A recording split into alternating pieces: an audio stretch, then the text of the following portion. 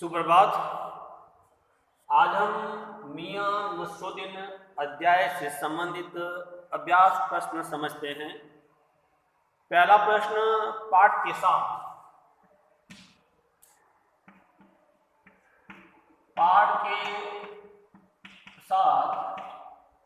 इसका पहला प्रश्न, मियां नसरुद्दीन को नानबाई का मसीहा क्यों कहा जाता है? देखिए, मियां नसरुद्दीन को नानबाई का मसीहा क्यों कहा जाता है? क्योंकि नंबर 1, वह 56 प्रकार की रोटियां बनाने की कला जानते हैं। 56 प्रकार की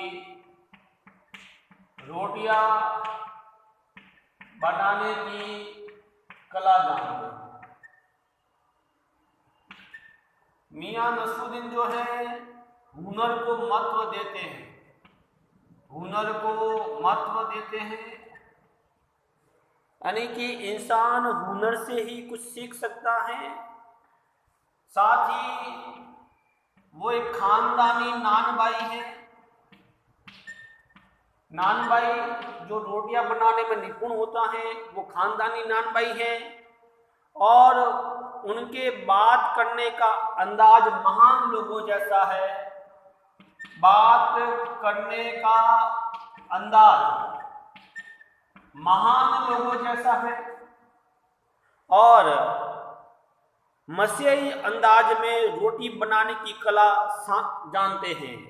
और ये कोई साधारण नानबाई नहीं है।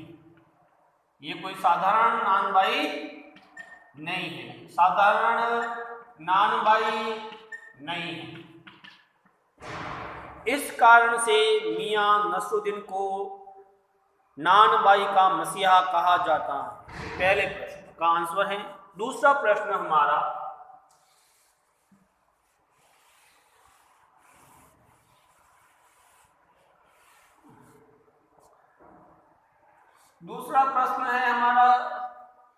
लेखिका मियां नसरुद्दीन के पास क्यों गई थी? देखिए, क्यों गई थी? एक तो वो पत्रकार के पद पर थी, इसलिए वो नानबाई के बारे में जानना चाहती थी कि नानबाई की रोटी की कला,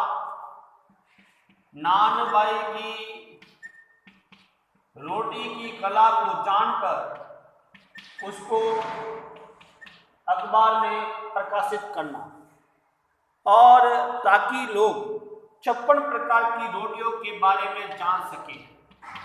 56 प्रकार की रोटियों के बारे में लोग जान सके, इसलिए कृष्णा सोपती जो है उनके पास गई थी, क्योंकि बाहर लिखा हुआ था खानदानी नानबाई। तीसरा प्रश्न हमारा,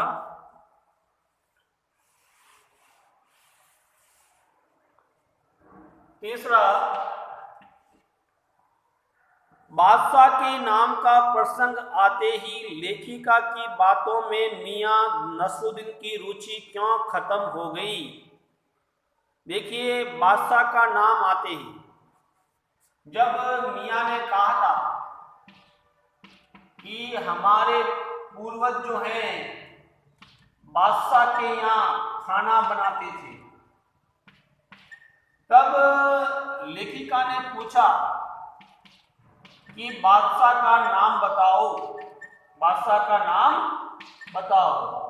तो मियां नसरुद्दीन को नाम याद नहीं था, और सिर्फ सुनी सुनाई बात करते थे। मियां जो है वो सुनी सुनाई बात करते थे। जो बात उन्होंने सुनी वही बात उसको दोहरा रहे थे। उनके लक्ष्य में सच्चाई नहीं थी। जब उन्होंने कहा कि एक बार बादशाह ने कहा था कि ऐसी रोटी बनाओ जो न आग से पक सके न पानी से पक सके, तो हमारे पूर्वजों ने ऐसी रोटी खिलाई थी, उसमें सच्चाई नहीं थी, और वे बादशाह का कोई प्रमाण नहीं दे सके। बादशाह का प्रमाण नहीं दे सके। इस कारण से मियां नसरुद्दीन की जो है लेखिका की बातों में रुचि जो है वो समाप्त हो गई थी। इस कारण से मियां नसरुद्दीन उसकी बातों में रुचि नहीं ले रहे थे। चौथा प्रश्न,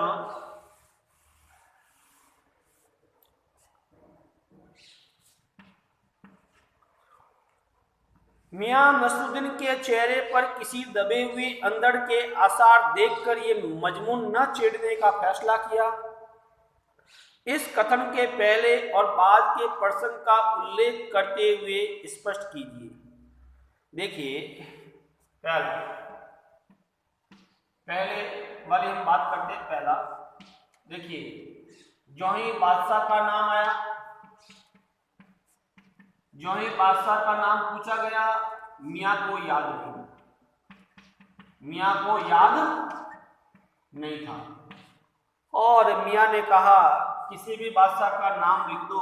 जब लेखिका ने कहा बहादुर शाह जफर, तो मियां ने कहा कि किसी का भी नाम लिख लो, हमको कौन सी चिट्ठी पत्री भेजनी है। और क्योंकि वास्तव में वो नाम नहीं जानते थे, इस बात को उन्होंने नज़रअंदाज किया और फिर उन्होंने बात को बदलने की कोशिश की और उन्होंने अपने कारीगर बब्बन मियाँ को भट्टी लगाने के लिए, सुलगाने के लिए कहा, यानी उन्होंने बात को चेंज करने की कोशिश की। तो फिर लेखिका ने पूछा, दूसरी बात है ये कि आप उनको कितनी मजदूरी देते हो? तो उन्होंने कहा कि 2 रुपये 4 रुपये मण जो है उसके हिसाब से मैं मजदूरी देता हूँ। और उस समय मियाँ थोड़े से क्रोधित थे। मियाँ के हाव भाव देखकर मियाँ क्रोधित थे। मियाँ के हाव भाव को देखकर लेखिका ने उसके बेटा और बेटी के बारे में, परिवार के बारे में पूछना उचित नहीं समझा। इसलिए ये पहला प्रश्न है, ये दूसरा, यानी कि ये पहले वाला, ये बाद वाला, इसलिए लेखिका ने कोई बात नहीं छेड़ी। पांचवा प्रश्न,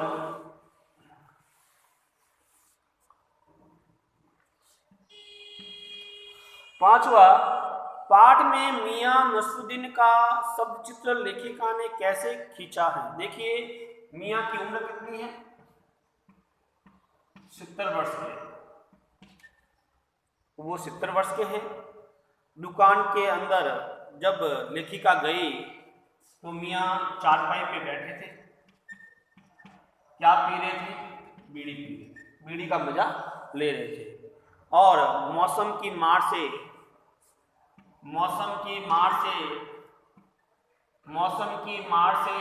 उनका चेहरा पका चेहरा था। आंखों पर काया थी और चेहरे से भोलापन दिखाई दे रहा था। चेहरे से क्या दिखाई दे रहा था? भोलापन दिखाई दे रहा था। और मस्तक पर कारीगर के तेवर, ये उनका शब्द चित्र आपको बताना है अगर एग्जाम में पूछा जाता है। ये है पाठ के साथ थे। अब है पाठ के आसपास। पाठ के आसपास में पहला प्रश्न,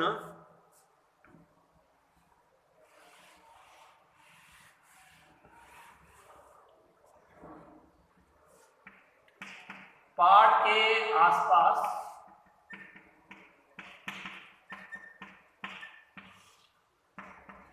आसपास में पहला प्रश्न, मियां नसरुद्दीन की कौन सी बातें आपको अच्छी लगी? तो हमें देखिए, नंबर 1, एक तो वो आत्मविश्वासी है, उनका काम के प्रति लगन है,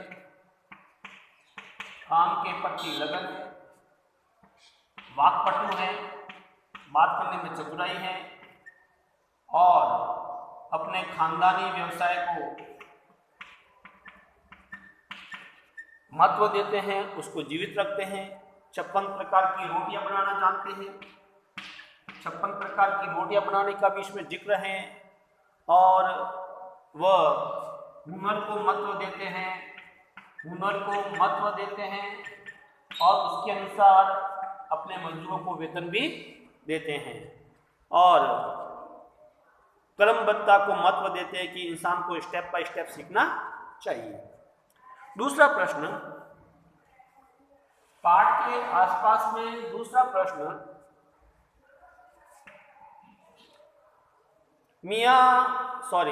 तालीम की तालीम ही बड़ी चीज होती है। यहाँ लेखक ने तालीम शब्द का 2 बार प्रयोग किया। देखिए, पहला तालीम शिक्षा या प्रशिक्षण, दूसरी बार तालीम का प्रयोग आया है उसको आचरण में लाना, उस शिक्षा को आचरण में लाना या उसको व्यवहार में लाना। फिर ये कह रहा है कि क्या आप दूसरी बार तालीम शब्द की जगह अन्य शब्द रख सकते हैं, तो हम तालीम के स्थान पर पालन शब्द का प्रयोग कर सकते हैं। इसको पालन करने वाला, पालन शब्द का प्रयोग कर सकते हैं।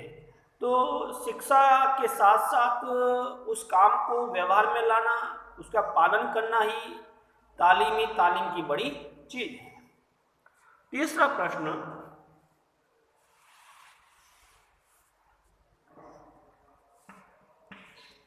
तीसरा है मियां नसरुद्दीन तीसरी पीढ़ी के हैं जिसमें अपने खानदानी व्यवसाय को अपनाया है। वर्तमान समय में प्राय लोग अपने पारंपरिक व्यवसाय को नहीं अपना रहे हैं, ऐसा क्यों है? देखिए, पहले तो मियां नसरुद्दीन स्वयं, मियां नसरुद्दीन अब तीसरी पीढ़ी की बात कर रहे हैं तो ये उनकी पहली पीढ़ी यानी स्वयं पहली, ठीक है ना। फिर है वो कह रहे हैं कि मेरे पिताजी बरकत साई भी यही काम करते हैं, बरकत साई दूसरी बात होगी। फिर वो कह रहे हैं कि मेरे दादाजी भी यही काम करते थे, दादाजी कल्लक, ये उनके पिताजी, ये उनके दादाजी, इसलिए उन्होंने तीसरी पीढ़ी का जिक्र किया है। दादाजी पहली, दूसरी और तीसरी पीढ़ी, ठीक है बेटा। फिर है ये कह रहे हैं कि वर्तमान समय में प्राय लोग अपने पारंपरिक व्यवसाय को नहीं अपना रहे हैं। क्यों नहीं अपना रहे हैं? क्योंकि उनमें आय कम है, मेहनत ज्यादा है। दूसरी बात, अब आधुनिकता के दौर में मशीनी युग आ गया है और समय के साथ इंसान को चलना पड़ता है। अगर समय के साथ वो परिवर्तन नहीं करता है तो अपने व्यवसाय में घाटा होता है। आज शिक्षा के कारण औद्योगिक और कृषि में क्रांति आई है, उसमें बदलाव आया है, तो समय के साथ हमें भी बदलाव लाना होगा। पारंपरिक व्यवसाय का बाजार में जो है वो मुश्किल से टिक पाते हैं, पारंपरिक व्यवसाय जो होते हैं बाजार में मुश्किल से टिक पाते हैं अगर उसमें समय के साथ बदलाव नहीं हो। तो इस तरह से पुराने व्यवसाय के प्रति लोगों की रुचि कम होती जा रही है, क्योंकि उससे उनका जीवन यापन सही ढंग से नहीं चल पा रहा है। इसलिए यही कारण है कि ऐसे बहुत सारे परंपरागत व्यवसाय है जो धीरे धीरे बंद होने के कगार पर है। क्यों? क्योंकि उन लोगों ने समय के साथ उसमें बदलाव नहीं किया। देखिए, एक समय था गुरुकुल पद्धति थी, गुरुकुल के बाद थोड़े से वो स्कूल पद्धति में आए हम लोग। स्कूल पद्धति के बाद एक सिंपल जो था हम पढ़ाते थे गुरुजी, फिर आजकल जो है नई टेक्नोलॉजी आ गई, ऑनलाइन क्लासें होने लग गई, ये क्या टीच नेक्स्ट आ गया, हर चीज में बदलाव आया। तो समय के साथ सबको बदलाव लाना पड़ता है। खेती में भी हम बात करें, हम परंपरागत खेती नहीं अपना सकते हैं, अगर वो अपनाएं तो हम बहुत पीछे रह जाएंगे। हमें आधुनिकता के दौर में चलना होगा। अगर हम समय के साथ परिवर्तन नहीं करते हैं, निस्संदेह हम पीछे रह जाएंगे। चौथा प्रश्न,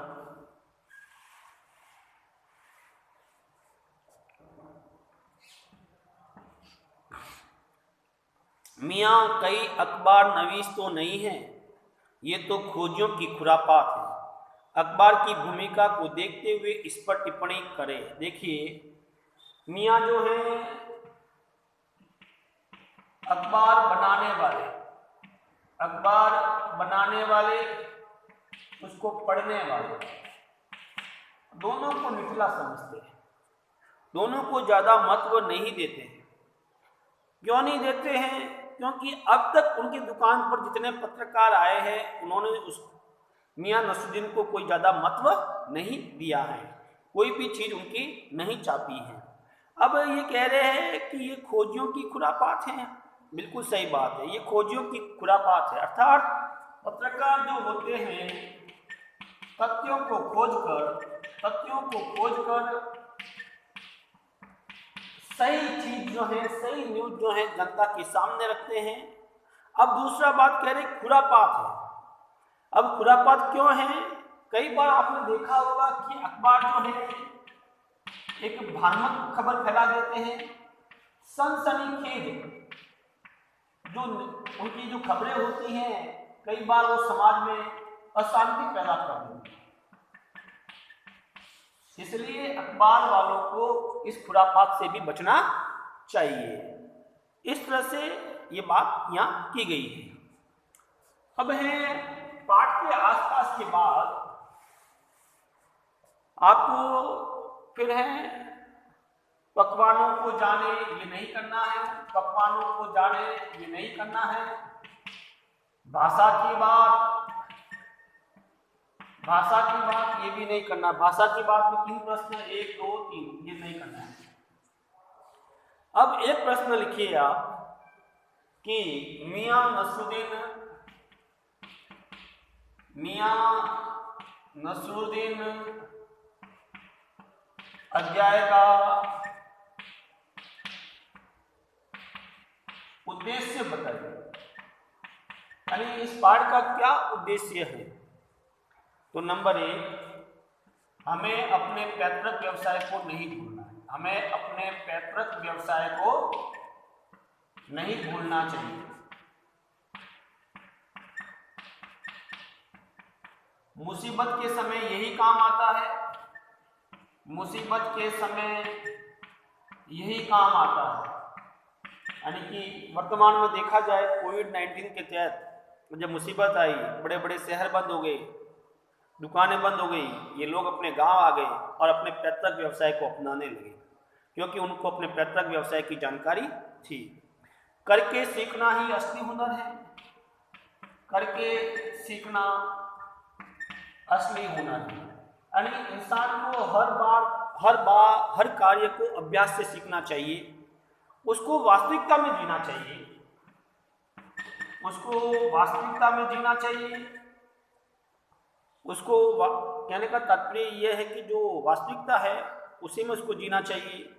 समय के साथ अपने व्यवसाय में परिवर्तन लाना चाहिए, समय के साथ अपने व्यवसाय में परिवर्तन लाना चाहिए। अगर हम समय के साथ अपने व्यवसाय में परिवर्तन नहीं लाएंगे तो हम पीछे चले जाएंगे। और हमारे हृदय में आत्मविश्वास की भावना होनी चाहिए। जैसा आत्मविश्वास मियां नसरुद्दीन में दिखाई देता है, वैसा ही आत्मविश्वास हमारे हृदय में होना चाहिए और अपने व्यवसाय को कला समझकर मन लगाकर कार्य करना चाहिए। अपने व्यवसाय को